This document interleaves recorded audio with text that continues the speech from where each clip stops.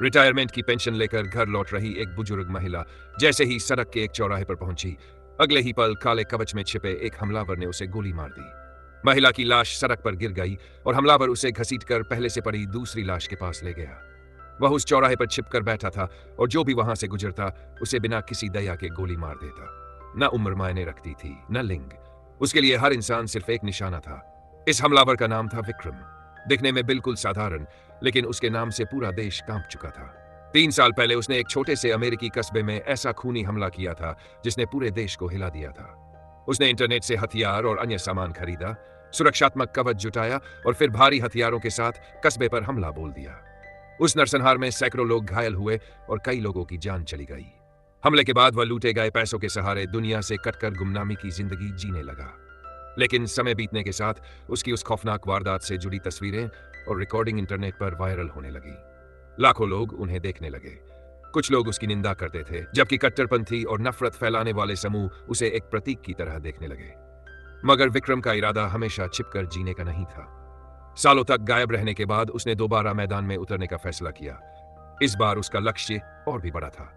वह उस व्यवस्था पर हमला करना चाहता था जिसे वह पूरी तरह भ्रष्ट और सड़ी हुई मानता था। उसके अनुसार समाज की सारी बुराइयों की जड़ पूंजीवादी व्यवस्था थी और वह अपने हिंसक तरीके से उसे चुनौती देना चाहता था। उसने फिर से हथियार इकट्ठा किए, गोला बारूद जमा किया और खुद से बनाए गए विस्फोटक तैयार किए।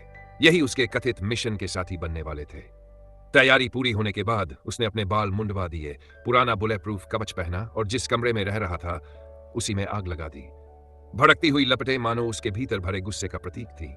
इसके बाद विक्रम अपनी कार लेकर शहर की एक सुनसान गली में पहुंचा। वहां उसकी मुलाकात एक बेघर व्यक्ति से हुई जिसे वह पहले से जानता था। उसने उसे कुछ पैसे दिए और वहां से जाने को कहा। जैसे ही वह आदमी चला गया, विक्रम ने गली की आड़ लेकर अचानक गोलीबारी शुरू कर दी। सड़क पर चल रहे मासूम लोग कुछ समझ पाते उससे पहले ही एक एक करके गिरने लगे। किसी को अंदाजा तक नहीं था कि मौत किस दिशा से आ रही है। विक्रम किसी निर्दयी यमदूत की तरह लोगों की जान ले रहा था। कई लोगों को निशाना बनाने के बाद वह एक मनोरंजन केंद्र की ओर बढ़ा। उसका इरादा वहां भी हमला करने का था, लेकिन जगह बंद मिली। मजबूर होकर उसे वहां से लौटना पड़ा। लेकिन उसका खूनी अभियान खत्म नहीं हुआ था। अब उसका अगला निशाना था वॉशिंगटन डीसी का एक टनी कार को टीवी स्टेशन की पार्किंग में ले गया।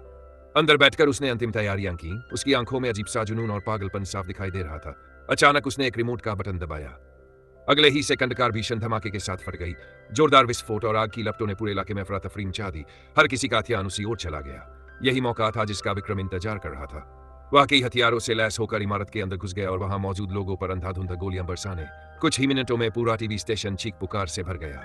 जो भी उसके सामने आया वह उसका शिकार बन गया। कर्मचारी जान बचाने के लिए भागने लगे, लेकिन कई लोग बाहर निकलने से पहले ही गोली का निशाना बन गए। देखते ही देखते पूरा भवन दहशत और अराजकता में डूब गया, जबकि विक्रम अपने खूनी मिशन को अंजाम देता हुआ आगे बढ़ता रहा। दर्जनों लोगों की जान लेने के बाद आखिरकार गोलियों की आवाज थम गई। लेकिन विक्रम का असली मकसद अभी बाकी था। उसने जानबूझकर कुछ लोगों को जिंदा छोड़ दिया था। वह चाहता था कि वे उसके अगले कदम के गवाह बने। इसी बीच एक कर्मचारी मौका देखकर चुपके से भागने की कोशिश करने लगा, लेकिन विक्रम की नजर उससे बच नहीं सकी। उसने तुरंत उसे पकड़ लिया और बाकी बचे लोगों को भी बंदूक के दम पर एक जगह इकट्ठा कर दिया। डरे हुए लोग कांप रहे थे। किसी ने अपनी जिंदगी में ऐसा खौफनाक मंजर नहीं देखा था। इसके बाद विक्रम एक ऑफिस में गया, जहां उसे मेज के नीचे छिपा हुआ मशहूर एंकर मयंक मिला। मयंक डर के मारे कांप रहा था। हैरानी की बात यह थी कि विक्रम ने उसे गोली नहीं मारी। उसने सिर्फ इतना कहा, मेरे साथ चलो। दूसरी तरफ एक गंजा मैनेजर भी छिपा हुआ मिला। उसे विक्रम ने वहीं रहने और पुलिस को फोन करने का आदेश दिया। फिर वह सभी बंधकों को लेकर बेसमेंट की तरफ बढ़ा। लोग ऐसे चल रहे थे जैसे उन्हें मौत के मुंह में ले जाया जा रहा हो। किसी में विरोध करने की हिम्मत नहीं थी। बेसमेंट में पहुंचकर सभी लोग दीवार के सहारे बैठ गए। तभी एक आदमी गलती से कुर्सी पर बैठ गया। धाई। अगले ही पल गोली चल गई। वह आदमी बहिर हो गया। बाकी लोगों की रूह कांप उठी। विक्रम यही चाहता था। उसने एक व्यक्ति को मारकर बाकी सबको संदेश दे दिया कि उसकी बात न मानने का अंजाम क्या होगा। इसके बाद उसने मयंक को एक कुर्सी पर बैठाया और अपना हेलमेट उतार दिया। उसे अब अपनी पहन छिपाने की कोई चिंता नहीं थी। पिछले नजहार के बाद बच्चे निकलने से उसका आत्मविश्वास घमंड में बदल चुका था। उसे लगता था कि उसकी योजनाएं कभी विफल नहीं हो सकती। मयंक ने उससे पूछा कि वह यह सब क्यों कर रहा है। तब विक्रम ने अपना असली इरादा बताया। वह पूरे देश के सामने लाइव प्रसारण के जरिए अपना संदेश देना चाहता था। उसने मयंक को आदेश दिया कि वह बाहर जाकर लाइव प्रसारण का उपकरण लेकर आए। अगर वह हत्या समय में वापस नहीं लौटा तो बेसमेंट में मौजूद सभी बंधकों की जान चली जाएगी। उधर पुलिस को सूचना मिल चुकी थी। कुछ ही देर में विशेष पुलिस बल ने पूरे टीवी स्टेशन को चारों तरफ से घेर लिया। स्थिति की गंभीरता समझते हुए उन्होंने मयंक को बाहर जाने की अनुमति दे दी। लेकिन घबराहट में मयंक बाहर निकलते समय गिर पड़ा और प्रसारण के लिए जरूरी डिस्क टूट गई। यह देखकर उसके होश उड़ गए। उसने पुलिस अधिकारियों से मदद मांगी, लेकिन उन्होंने उसे समझाया कि फिलहाल सबसे जरूरी काम अंदर मौजूद लोगों की जान बचाना है। काफी सोचने के बाद मयंक फिर से इमारत के अंदर लौट गया। टूटी हुई डिस्क देखकर विक्रम गुस्से से आग बुला हो गया। कमरे में मौजूद हर व्यक्ति समझ गया था कि अब कुछ अभियान का होने वाला है। लेकिन किसी तरह हालात संभल गए और मयंक दोबारा बाहर जाकर नया सामान लेकर आया। इंतजार करते करते विक्रम उब चुका था। उसने वहां मौजूद एक युवती को बीच में बुलाकर कुछ करने का आदेश दिया। बेचारी लड़की डर से बुरी तरह सहमी हुई थी। आंखों से लगातार आंसू बह रहे थे।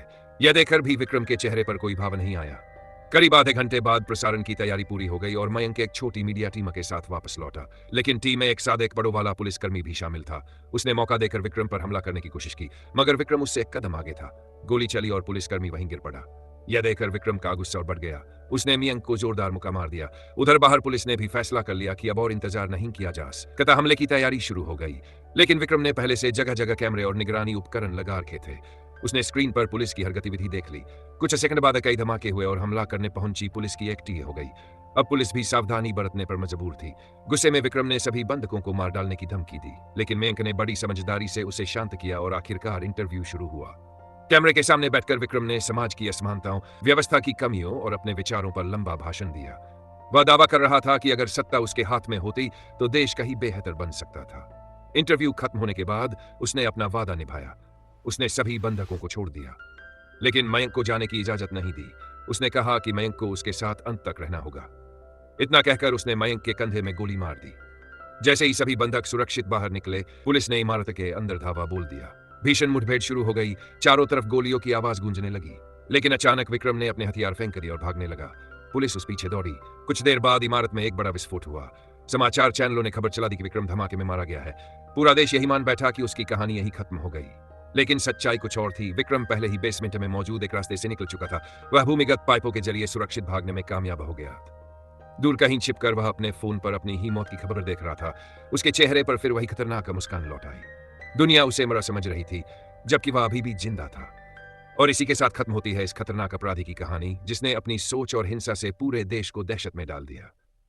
उसने खुद को व्यवस्था का दुश्मन बताया, लेकिन उसके रास्ते ने सिर्फ मासूम लोगों की जिंदगी छीन ली।